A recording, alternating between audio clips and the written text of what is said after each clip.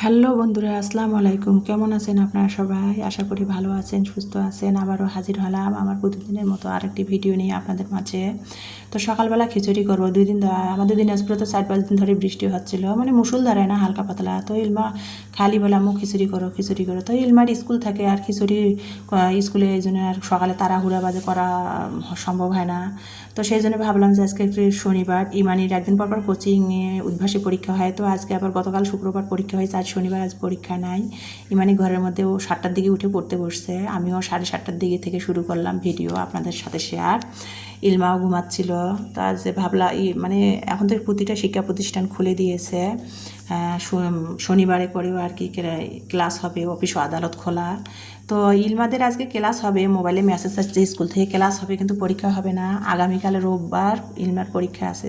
তো সেই জন্য বললাম যে আজ থাক, আজ স্কুলে যাওয়ার দরকার নাই, আজ ক্লাস হবে, থাক দরকার নাই। আর ঘুমাক, ঘুম থেকে উঠে 9টার দিকে নাস্তা খেয়ে একেবারে পড়তে বসবে, যেহেতু আগামীকাল রবিবার ওর পরীক্ষা আছে, সেই জন্য আর ডাকলাম না। তো 7টা বাজে, 7:30 বাজে রান্নাঘরে চলে আসছি। ইমানি তো পড়তেছিল। সবজি খিচুড়ি রান্না করবো, তো অত সবজি কাটতে বসছি। তো ভাবলাম যে সকালে কিন্তু আমি একটু অফ ক্যামেরাতে গ্যাস্ট্রিকের ওষুধ খেয়ে নিয়েছি। তো ভাবলাম যে একটু রসা খিচুড়ি রান্না করতে করতে সময় লাগবে, তো একটু রসা দিয়ে একটু টোস্ট ভিজে ভিজে খাই, তো সেটা খাচ্ছিলাম। আর এই দেখেন সূর্য কেবল তো, যেহেতু 7:30 সূর্য মানে উঠছে, কিন্তু আজকের ওয়েদারটা মানে বোঝাই যাচ্ছে না। তো দেখেন ইমানির না জানলা দিয়ে পাখিগুলা কিচির মিচির করতেছে। ইমানি হাসতেছিল পাখিগুলাকে দেখে। তা আমি দৌড়ে যাই মোবাইলটা ক্যামেরা বন্দি করে নিলাম যে কী হয়েছে, হাসতেছো কে? তো ইমানি জানলা দিয়ে টিনের চালে একই সাথে 10-12টা পাখি, মানে পাখিগুলো কী পাখি জানি না, কিচিরমিচির করে ঝগড়া করতেছিল টিনের চালে, সেটাই আর কি ক্যামেরা বন্দি করে একটু নিলাম। আর এই যে এখন খিচুড়িটা রান্না করব, চাটা টোস্ট দিয়ে খেয়ে নিয়েছি একটু, আর খিচুড়িটা রান্না করব। আর এখানে খিচুড়িটা রান্না করার জন্য আমি ফুলকপি, আলু, পটল, বরবটি, পেঁপে দিয়ে দিয়েছি। আর ফ্রিজে ফ্রোজেন করা গাজর আছে, সেটা দিয়ে দিব। তো খিচুড়িটা রান্না করার জন্য আতপ চাল আমি 500 গ্রাম নিচে, চালটা ধুয়ে দিয়েছি। তারপরে কিন্তু পাতিলের মধ্যে আমি সরিষার তেল, কাঁচামরিচ, পেঁয়াজ দিয়ে, তেল দিয়ে আমি এই যে সবজিটা দিয়ে দিলাম। পেঁয়াজে মরিচে সবজি একসাথে ভাজবো, আর একে একে সব মশলাগুলো দেবো। আর খিচুড়ি রান্না করার জন্য কিন্তু আমি ম্যাজিক চুলাতে অলরেডি পানিও গরম দিয়েছি, স্টিলের বাটিতে করে একটা। মানে আতপ চালের খিচুড়িতে একটু গরম পানি দিলে ভালো লাগবে, পোলাইয়ের মতো। আর আমি সবজি রান্না, মানে 12 মিশালি যদি সবজি হয় বা যে সবজি খিচুড়ি হয়, আমি রান্না করলে কিন্তু একটু টেস্টিং সল, 1 চিমটিরও কম একটু টেস্টিং সল দেই। তাতে কিন্তু সবজি বা সবজি খিচুড়ি খুবই টেস্ট, মানে অন্যরকম একটু টেস্ট হয় আরও। তো আমি একটুখানি টেস্টিং সল দিলাম, হলুদ দিলাম, মরিচের গুঁড়ো দিলাম, লবণ দিলাম, আর গরম মশলা বাটা দিলাম, আর আস্ত কিছু গরম মশলা দিয়েছি, দিয়ে খিচুড়ির সবজিটা আর কি কষাচ্ছিলাম তেলের মধ্যে, মানে ভেজে নিচ্ছিলাম। তারপরে এই যে আদা রসুন বাটা দিব, গরম মশলা বাটা তো দিয়ে দিয়েছি, গরম মশলা গুঁড়া, আদা রসুন বাটা দিয়ে দিচ্ছি। আর আমি এইভাবে মশলা বাটা রেখে দেই বক্সে করে, মানে একটা করে পরিমাণ মতো করে করে 1 চা চামচ করে রাখি দেই। একটা করে দলা বরফ হয়ে থাকলে কিন্তু একটা করে আমি দলা তুলে তরকারির মধ্যে দিয়ে দিই, আর তাতে ঝামেলা হয় না। তো সেটা বের করে দিয়ে দিলাম, দিয়ে তারপরে এখন সব সবজির সাথে সব কিছু মশলায় সব ভেজে নেব তেলের মধ্যে। আর এই যে ফ্রোজেন করা গাজরটা ছিল, সেটাই বের করছি, বরফ হয়ে আছে, সেটা বের করে হাত দিয়ে আমি আর একদম বরফগুলো ছাড়াই ছাড়াই নিচ্ছিলাম, সবজির মধ্যে দিয়ে একটু কষিয়ে নেবো, এই যে দেখতে পাচ্ছেন। তারপরে আতপ চালটা 500 গ্রাম যে নিয়েছি, সেটা কিন্তু ধুয়ে পানি ঝরাতে দিয়েছি। আর এটা চিকন আতপ চাল, তো সেই জন্য আর কি পানি ঝরাতে নিলাম, পোলাইয়ের মতো আর কি। এই যে দিয়ে দিচ্ছি, দিয়ে আর কি তারপরে আমি আতপ চালটা ভেজে নিচ্ছি। আর আমি না এখানে মসুরের ডাল দিতে ভুলে গেছিলাম। পরে আমি 250 গ্রাম চালের মধ্যে আধা পট, মানে 200 গ্রাম আর কি, আমি 500 গ্রাম চালের মধ্যে 200 গ্রাম আমি মসুরের ডাল দিয়ে দিয়েছি, যেহেতু সবজি খিচুড়ি। মসুরের ডালটা দিয়ে দিলাম পরে, দিয়ে ওই যে ম্যাজিক চুলাতে পানি গরমে দিয়েছি, পানিটা এখন দিয়ে দিব। পানিটা দিয়ে দিয়েছি, অফ ক্যামেরাতে দিয়ে ঢাকনা দিয়ে খিচুড়িটা লো হিটে রান্না করে নিলাম। আর এখন একটু 1 চামচ ঘি দিচ্ছি স্বাদের জন্য, ফ্লেভারের জন্য। খিচুড়িতে আজকে মাছ, বেগুন ভাজা, ডিম ভাজা কিছুই খাবো না, সেই জন্য একটু ঘি দিয়ে দিলাম। দিয়ে খিচুড়িটা নেড়ে ছেড়ে লো হিটে ঢাকনাটা দিলাম, যে আতপ চালের খিচুড়ি একটু খিচুড়িটা আর একটু মজবে, মানে আর একটু নরম হবে, সেই জন্য লো হিটে ঘিটা দিয়ে নেড়ে ছেড়ে ঢাকনা দিয়ে। অপর সাইডে আমি সকালবেলা যে চা বানিয়ে খেলাম, সেই পাতিল, স্টিলের পাতিল, আর রাতে মানে তরকারি গরম করেছিলাম, সেই একটা কড়াই আছে, সেটা মেজে নিব।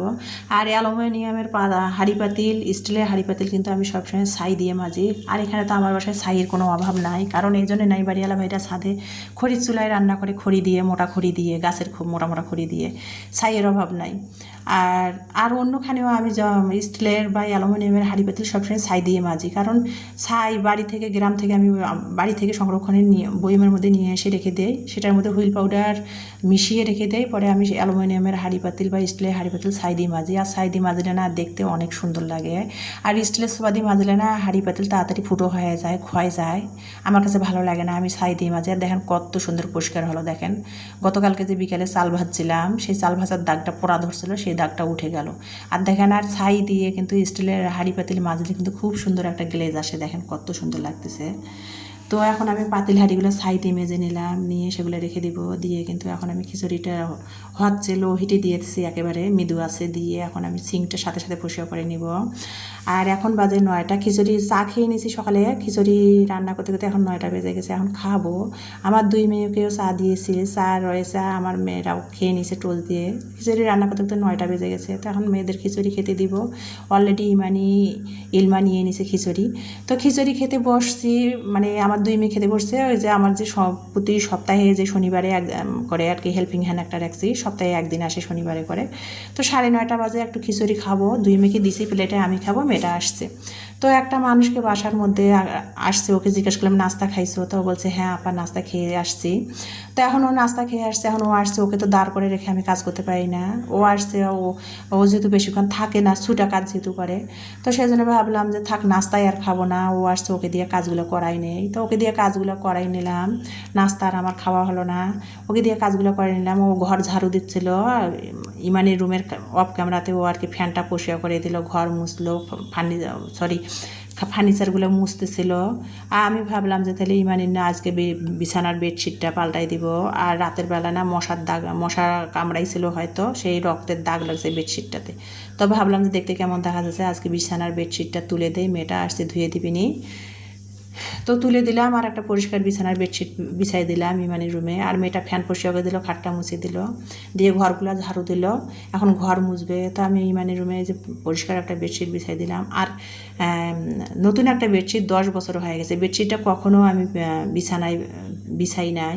তো বেডশিটটা বের করলাম, ইমানি বলছিল আম্মু এটা বিছাই দাও বিছানাতে, তো বিছাই দিব। তো দেখতেছি যে বালিশের কাভারগুলো ডাবল, এত বড়, আমার বালিশগুলো তো এমনিতেই বড়, তার মধ্যে বালিশের কাভারগুলো অনেক বড় বড়। তো দেখলাম যে ভালো লাগবে না, তা রেখে দিলাম। ইমানি বলছে তাহলে আম্মু রেখে দাও, গেস্ট আসলে তখন বিছাই দিও। বালিশের কাভারগুলো এখন টেলর দিয়ে ঠিক করা লাগবে, এই জন্য সেই চাদরটা বিছালাম না। চাদরটা কিন্তু 10 বছর হয়ে গেছে, কখনো বিছাই নাই।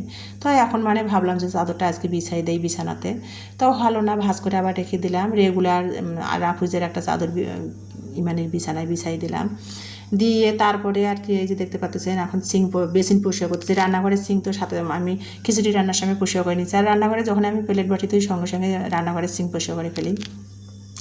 আর বেসিন পরিষ্কার করলে আর কি পানি পড়ে নিছে, সেজন্য যেদিন ঘর মোছা হয় সেদিন আমি বেসিন পরিষ্কার করি। তো মেয়েটা ঘর মুছবে, তো আমি বেসিনটা হারপিক আর গুঁড়া সাবান দিয়ে পরিষ্কার করে নিচ্ছিলাম, আর সেটা আপনাদের সাথে শেয়ার করতেছি। তো মেয়েটা আসছে, মেয়েটার কাজের লোককে দিয়ে কাজ করালে না তাদের পিছিয়ে লেগে থাকতে হয়, যেহেতু তার মধ্যে সে সপ্তাহে একদিন আসে, প্রতিদিনে আসে না, তাহলে তার সে যেহেতু সপ্তাহে একদিন এসে আর 2-2.5 ঘন্টার মতো বা 1 ঘন্টা থাকে, ছুটা কাজ যেহেতু করে, তাহলে তার পিছে দাঁড়ায় থেকে কিন্তু টুকিটাকি ভারের কাজ যেগুলো আমার করলে কষ্ট হয়, সমস্যা, সেই কাজগুলো করে নিচ্ছি দাঁড়ায় দাঁড়ায় থেকে। তো ছাদের মধ্যে আসছি, ও চাদরটা ইমানির বিছানার বেডশিটটা যে তুলছি সেটা ধুচ্ছিল, আমি গোসলের বালতি মগ নিয়ে আসলাম যে ওগুলো ওকে পরিষ্কার করে নেবো, ছাদের মধ্যে মেজে নিব। আর ছাদে তো কাপড় ধোয়ার খুব সুন্দর জায়গা বাড়িয়াল ভাই করে দিছে। আর এই দেখেন আজকে বৃষ্টি নেই, আজকের ওয়েদারটা দেখেন থমথমে আর কি, রোদও নাই বৃষ্টিও নাই। তো ছাদের মধ্যে কাপড় বিছানার বেডশিট কোলবালিশের কাপড় নেড়ে দিয়ে তারপরে চলে আসলাম। গতকালকে আর কি বিকালের দিকে আর কি ইলমার না স্কুলের ইউনিফর্মটা কেচে দিয়েছিলাম বারান্দায়, তো শুকে গেছে। তবে ভাবলাম যে শুকায় গেছে, কাপড় গুছায় বারান্দা থেকে তুলে নিয়ে আসলাম। তবে ভাবলাম যে সঙ্গে সঙ্গে আয়রন করে রেখে দেই, আর কাপড় সঙ্গেকার কাজ সঙ্গে করাটাই আমার কাছে ভালো লাগে। আবার দেখা যাবে যে মনে থাকবে না ইলমা স্কুলে যাবে, কাপড় আয়রন করার জন্য আর কি লেট হয়ে যাবে। তো বারান্দা থেকে ওর ইউনিফর্মটা তুলে এনে সাথে সাথে আয়রন করে নিচ্ছি, নিয়ে ড্রয়ারে ভাঁজ করে রেখে দিব, তাতে আর ও যখন স্কুলে যাবে তখন আর ঝামেলা হবে না। শুধু বের করে তো ইউনিফর্মটা পরে স্কুলে রেডি হয়ে গেলে হয়ে যাবে। তো সেটা আয়রন করে বারান্দা থেকে তুলে এনে আয়রন করে ড্রয়ারে রেখে দিলাম। আর এই যে ইলমার স্কুল থেকে একটা মালি প্ল্যানের গাছ টোকাই নিয়ে আসছিলাম, তো সেটা আর কি কাছের বইমে কিছু পাথর দিয়ে, পাথরগুলো কিন্তু আমি রাস্তা থেকে যে বিল্ডিংয়ের কাজ হয় না, বড় বড় ফ্ল্যাটের কাজ হয়, সেখান থেকে আমি ওই যে কিছু সাদা পাথর টোকাই নিয়ে আসছিলাম রাস্তা থেকে। তো সেগুলো আর কি কাছের একটা বইমে দিয়ে সবসময় মালি প্ল্যানের গাছ রেখে দিই। তো সেই পাথরগুলো পরিষ্কার করলাম, মানে 2 দিন 3 দিন পর পর আমি পানি চেঞ্জ করি, পাথরগুলো পরিষ্কার করে বয়মটা পরিষ্কার করে পানি দিয়ে আবার ওই যে মালি প্ল্যানের ডালটা আমি রেখে দিচ্ছি সেটিং করে আর কি। আর আমার খিচুড়ি খাওয়া হলো না, মেয়েটা ঘর মুছে ঝাড়ু দিয়ে পরিষ্কার টরিষ্কার করে মেয়েটা চলে গেল। এখন ভাবলাম যে মালি প্ল্যানের গাছগুলা তাইলে পানি পরিষ্কার করে দেয়। আর আমার কাছে কি একটা কথা, আমার কাজ যদি হাতে থাকে না, আমার তখন আর খাওয়ার টাইমে যদি আমি খাবারটা না খাই টাইম মতো, পরে না আর খাওয়া হয় না, পেটের মধ্যে ক্ষুধা নিয়ে কিন্তু আমি চলি কাজ করি। তো যাই হোক, আমার সকালে নাস্তাটা খাওয়া হয় নাই, আর খাবো খেলামও না। এখন প্রায় 2:30টার মতো বেজে গেছে, তো এখন খাবো।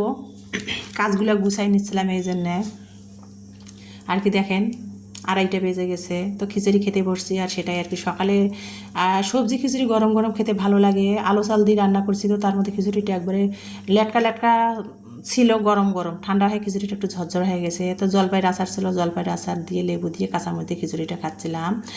আর একটা মেয়ে বাবার বাড়িতে যে যত্নে বড় হয়, আদর যত্নে, বিয়ের পর স্বামীর ঘরে শ্বশুর বাড়িতে আসে সেই যত্নটা পায় না। স্বামী সংসার সন্তান করে করে সেই মেয়েটার জীবনটা শেষ হয়ে যায়। সে নিজের শরীরের যত্ন নেওয়ার কথা ভুলে যায়। ওই যে স্বামী সংসার সন্তান করতে করতে সেই একটা মধ্যবিত্ত ঘরের বইয়ের হাউস ওয়াইফের জীবন শেষ। সে ভুলে যায় সে খাইছে কিনা, সে ভুলে যায় সে তার শরীরের যত্ন নেওয়ার কথা। কিন্তু বিয়ের আগে সেই মেয়েটা বাবার বাড়িতে অনেক আদর যত্নে বড় হয়। বিয়ের পর শ্বশুর ঘরে এসে তার স্বামী সংসার, শ্বশুরবাড়ির লোকের কথা ভালো মন্দ ভাবতে ভাবতে তার নিজের কথা ভুলে যায়। সেই হয়েছে আমার অবস্থা, বা এরকম অনেক ঘরে ঘরে সব মেয়েদেরই এই অবস্থা। 100%-এর 80% মেয়েদেরই এই অবস্থা। বিয়ের পরে আর কি নিজের শরীরের যত্ন নেওয়ার কথা ভুলে যায়। তো আজকে এই